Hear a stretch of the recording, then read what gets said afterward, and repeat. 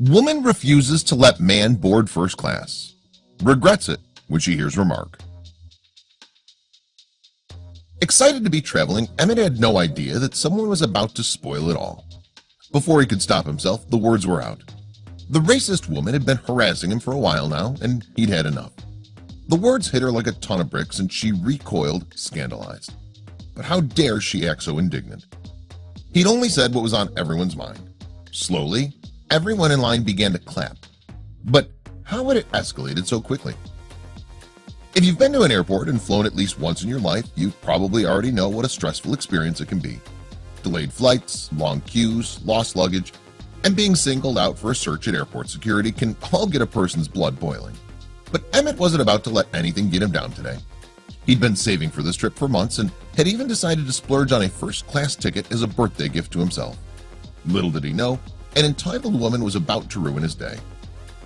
Emmett was on his way to the Dominican Republic. He'd worked extra hard during the previous weeks to make sure that he had cleared his workload. He even planned to fly out the day before his birthday, so he had more than enough time to celebrate and unwind when he arrived. He'd planned for every eventuality, but he was caught completely unprepared for the nastiness that he was about to encounter. Emmett hummed and tapped his feet as he waited in line. Life was good. He'd made something of himself, and now he was reaping the rewards. His hard work as a music executive meant that he worked long hours, but at this moment it all seemed worth it.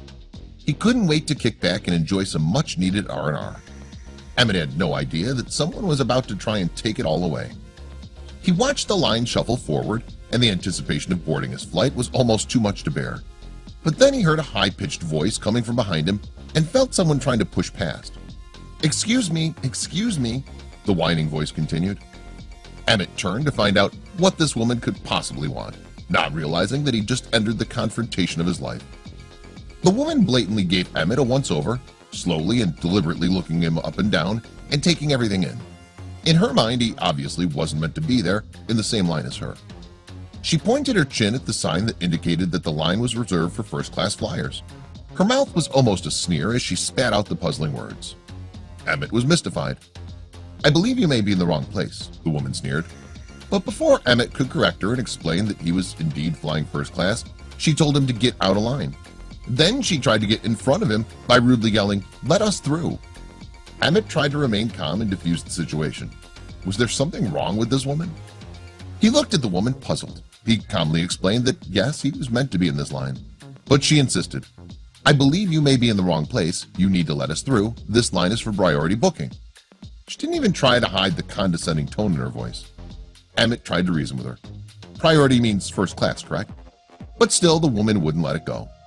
But he would understand what she was really trying to say soon enough.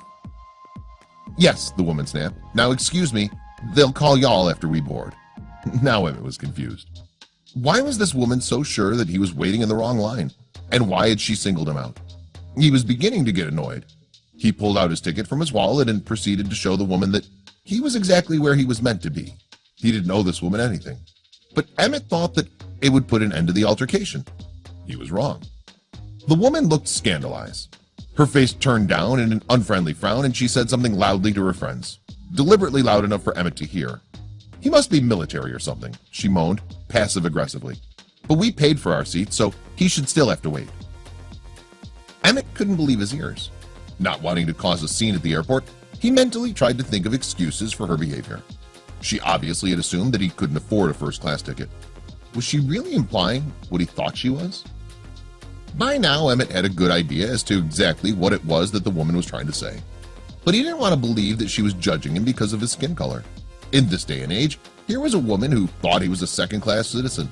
He couldn't believe it. But he didn't want to draw any rash conclusions. He began to second-guess himself. Perhaps the woman hadn't meant to come across that way. But the more he mulled over her snide comment, the more incredulous he became. He gently explained that he'd been waiting in line first and that he wasn't going to move. She would just have to wait like everyone else. Could it be that he was underdressed for the flight? He didn't think so, and looking at the rude woman's clothes, she didn't look like she was particularly well-dressed either. He didn't want to reach the conclusion that he did, but couldn't avoid the issue any longer. And it was his response that had the whole room clapping. Emmett turned back to the audacious woman and retorted, "Nope, too big to be in anybody's military." In fact, it was because of Emmett's large stature that he had booked a first-class ticket in the first place. A first-class seat would give him the space he needed to fly comfortably. With his thoughts racing a mile a minute, Emmett knew even before the retort had left his mouth that it wouldn't be enough to put the woman in her place. Who was she to challenge him about his right to be there? Besides, servicemen and women serving in the military aren't given first-class tickets for free either. Why was this sour woman trying to rationalize how he, an African-American man, could afford to fly first class?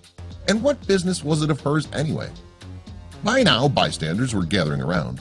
Some were rubbernecking to see what the commotion was about, and others wanted a piece of the action. Emmett wouldn't disappoint them. Something inside him snapped. Emmett turned back to the entitled woman, and what he said to her next had the entire crowd clapping. The woman needed to be taken down a peg, and he was going to be the one to do it. Even though Emmett was non-confrontational by nature, he needed to stand up for himself. He shot a remark at her, and she looked like she'd been struck in the face by his words. Her eyes widened in disbelief as she recoiled in horror. Emmett had told the audacious and judgmental woman that no, he wasn't in the military. He was just an African-American man with money. Only the words he chose to use contained a slur to really drive the point home. The crowd exploded with cheers and applause, delighted by Emmett's witty retort and loving the woman's public comeuppance. But the story wasn't over yet.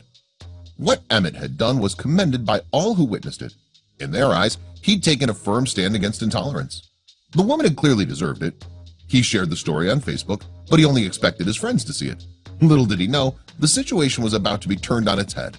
Soon, he'd have to retract what he'd said. Within just 2 days, Emmett's post had been shared over 250,000 times.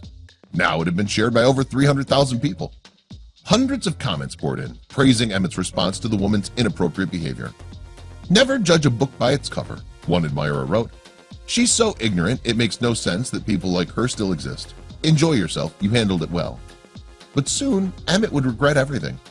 By the time Emmett had arrived at his destination, the post had gone viral. He couldn't believe how many times it had been shared, and how many people had commented on his story. So many people from all over the world commended his actions. But instead of being thrilled about the publicity, Emmett was dismayed. Emmett believed that his post had gone viral for all the wrong reasons. "This racist stuff is definitely an issue, but this is not the solution to that issue," he wrote. He had time to think carefully about what had happened while he was on the flight, but he knew just what he had to do about it. "It brings me no joy waking up in paradise," he wrote. On his 37th birthday, the day he was meant to be celebrating, he had found out that he had caused another person to go through hell. There were also some people who claimed that his original post had been a fake. It was time to address these people as well. The story was definitely real, just like this issue is definitely real. But I now know that I myself should have handled it another way, or left it how it was and not shared it publicly. Emmett knew that instead of discouraging intolerance in the world, his post was only highlighting it. It was time to be the bigger person. When dealing with people, I always try to stay on the side of right. So to make sure I never do anybody wrong, I try to always put myself in that person's shoes and ask how I would feel if that person did this to me," Emmett wrote on Instagram. "And if I was her this morning, I would be a total wreck today. And that doesn't help the situation, or her. It only makes them more angry and brings more drama." Emmett decided to put things right. "So I would like to apologize again to the woman I had this encounter with yesterday. No matter how wrong your actions, you don't deserve this," he wrote in all caps. "I believe if you can't help nobody, at the very least, you should never do anything to hurt them." Unfortunately, the woman hasn't accepted his apology. But if Emmett had a chance to redo that day, he'd choose to be a force for good, even if the rude woman didn't deserve it.